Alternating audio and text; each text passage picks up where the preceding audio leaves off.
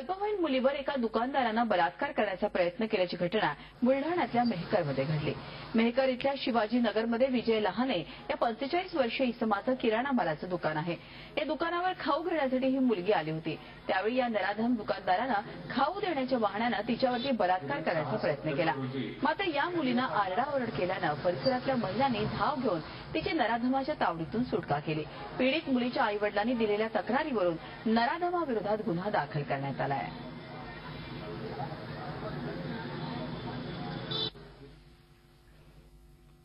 किराणा दुकानदाराने त्या मुलीला खाऊ देण्याच्या निमित्तानं काउंटरमधून उचलून दुकानाच्या आतल्या बाजूला नेले।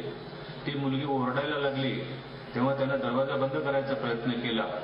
त्या ठिकाणी दोन असलेल्या जागृत महिलांनी हा प्रकार पाहिला आणि त्यांनी लगेच त्या ठिकाणी ओरडून आरडाओरडा करून त्या मुलीला त्या गुन्हेगाराच्या तावडीतून सोडवले आणि पालकांच्या हवाले केलं। झी 24 तास रहा एक पाऊल पुढे।